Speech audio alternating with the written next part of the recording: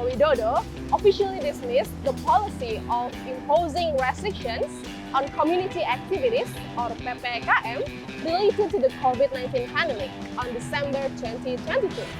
Therefore, what will happen now?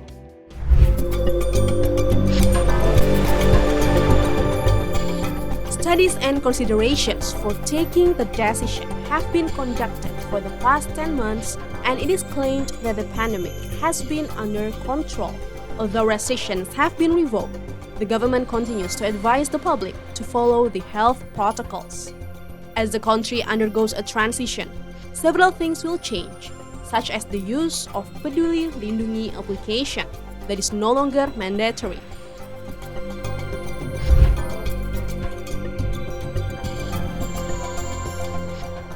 During the public mobility restriction, Peduli Lindungi becomes the official COVID-19 contact tracing app in Indonesia. Now that the restriction has ended, what will happen to Peduli Lindungi application? Misi ya, Pak?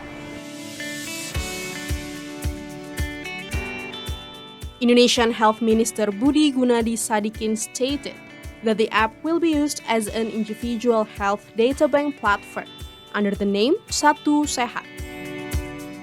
Nanti Peduli Lindungi akan kita transformasikan ke platform Satu Sehat, di mana teman-teman yang udah punya karena udah download tetap bisa pakai. Cuma fungsinya bukan hanya untuk vaksin sama scanning aja, bisa tahu imunisasi yang anak kita udah pakai apa. Kemudian kalau kita dicek darah misalnya di laboratorium contohnya COVID, masuk data. Kita general check up rumah sakit, masuk.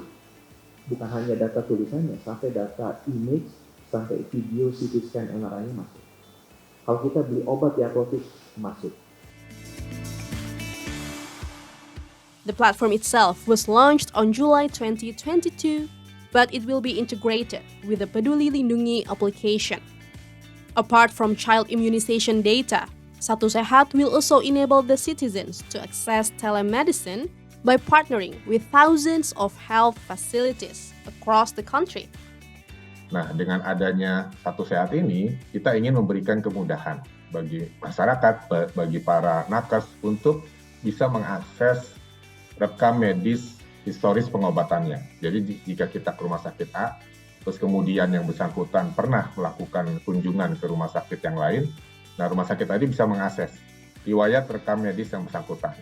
Dan kita inginkan itu adalah sejak dari kandungan, kemudian bayi hingga dewasa, dan kemudian hingga tua, dan sampai dengan meninggal, datanya itu bisa kita simpan sehingga masyarakat bisa mengakses. While this digitalization is considered an improvement, privacy and security might be the main concern, as the app will contain millions of confidential data.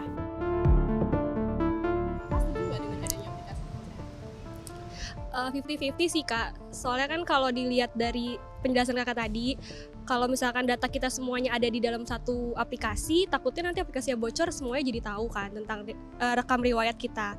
Tapi untuk mempermudah kita sendiri sih itu saya setuju. Saya setuju sih, karena dengan aplikasi itu kita juga bisa dapat data yang lebih spesifik tentang kesehatan diri kita. Juga ntar buat tim pemeriksa, dokter dan segala macam bisa mendapatkan data yang lebih akurat tentang diri kita sendiri. Sejauh ini sih belum lihat beritanya ya, jadi belum tahu pro atau kontra.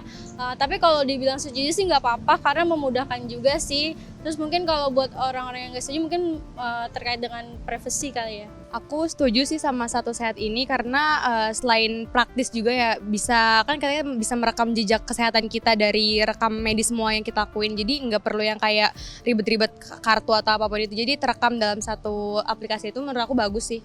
Setuju aja sih, soalnya ya itu kan memudahkan kita ya, apalagi kita pun kadang lupa tentang riwayat penyakit kita sendiri, kita alergi obat apa, itu kayak setuju aja. Tapi ya itu sih maksudnya ada plus minusnya lah ya, apalagi kalau minusnya kan untuk terkait kebocoran data.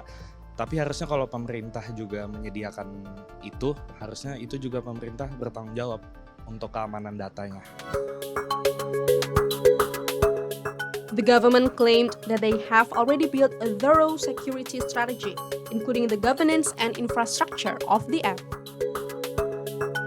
Apakah benar saya yang mengakses data rekam medis itu juga kita atur tata kelolanya. Termasuk juga misalnya dokter mana yang berhak untuk mengakses si pasien tertentu misalnya. Kan ada berbagai penyakit yang sangat sensitif ya seperti HIV dan lain sebagainya. Tentunya tidak sembarangan orang yang bisa mengakses data-data rekam medis si pasien tersebut.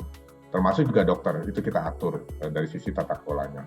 Terus kemudian juga dari sisi infrastruktur, pengelolaan misalnya terhubung dengan pihak ketiga seperti telemedicine, termasuk juga yang paling penting juga adalah sumber daya manusia, literasi ya masyarakat agar tidak sembarangan misalnya memberikan akses ataupun password ke pihak yang lain.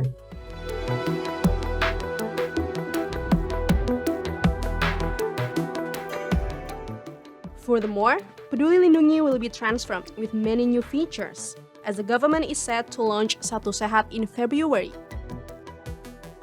Adelia Dinda and Dipta Dewi Guna for See Today.